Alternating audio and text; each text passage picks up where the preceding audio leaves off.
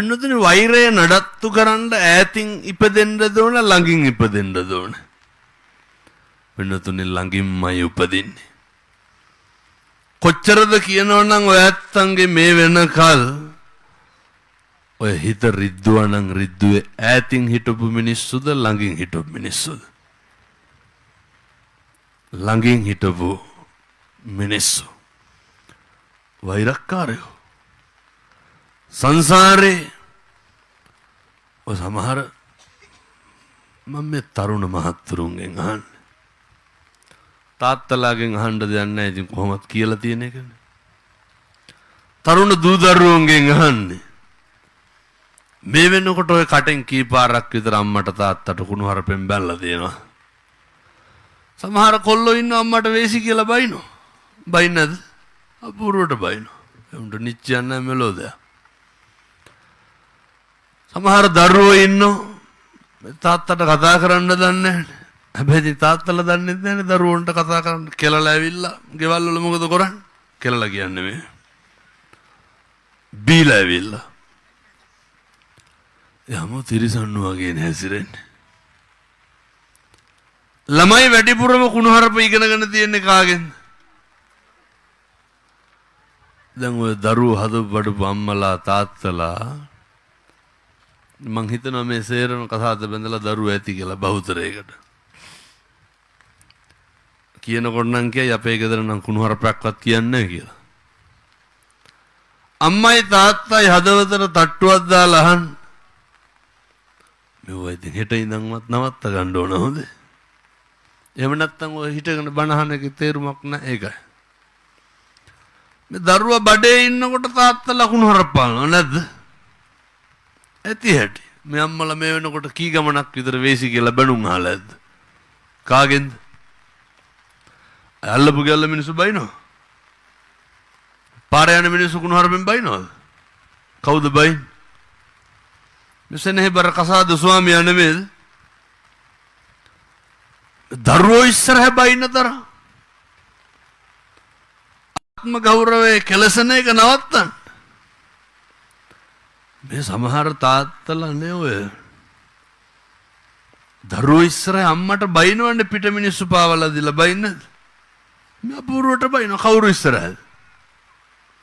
දරුවෝ ඉස්සරහ බයින්නේ.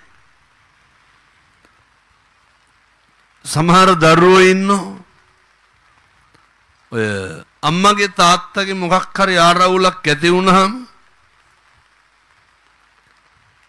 වෙනතුන් ඉතින් මේ පෙර හතුරු හොඳේ ඔය සංසාරේ එන වෛරක්කාරෝ එන්නේ නැති කරන්න ඇවිල්ලා ඉතින් ළඟින්ම උපදින්න එපා වෛරෙ එකයි මං කියන්නේ. මේ ආත්මේ වෛරෙ නැති කරලා මැරෙන්න. ආයෝ කරගෙන යන්න එපා.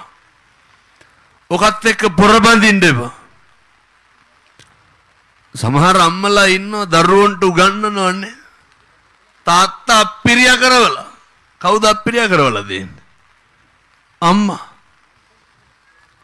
පින්නතුනේ කවදාවත් එහෙම කරන්න එපා. අම්මා තමයි උගන්වන්නේ තොපේ තාත්තා මෙහෙමයි කියලා. ඒ තාත්තගේ පුද්ගලික ජීවිතයේ තියෙන සමහරක් අඩුපාඩුකම් උලුප්පලා දෙන්නේ කවුද? කවදාවත් එහෙම කරන්න එපා.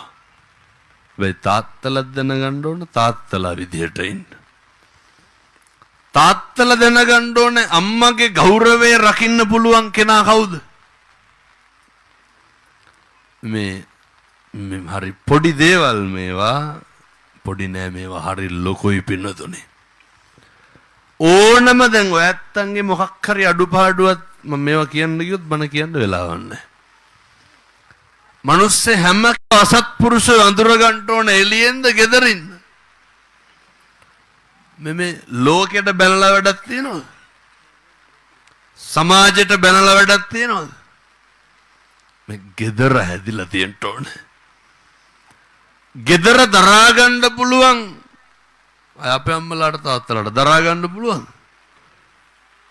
ඔය දරා ගන්න එක බැලි හැකිය ඕන. අද මුතුන් කියන්න ඕනේ යව හැමදාම වෙන දේවල්.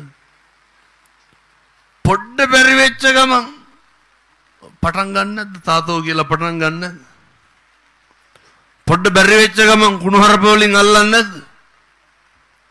පටන් ගන්නවා. කොච්චර හොඳ කෙරුවත් ගෙවල් වල ගුණයක් කියන ගයක් තියෙනවද? කවදාවත් අම්මා තාත්තගේ හොඳක් කියන්නේ නැහැ, තාත්තා අම්මගේ හොඳක් කියන්නේ නැහැ. කොහෙද දරුවෝ හදන්නේ? මේ හැදෙන්න ඕනේ නේද මේ? අම්මා තාත්තා කවදාවත් කතා වෙලා තියෙනවද? පියුන් එක එදා ඉඳන් තරහ කියලා වෛර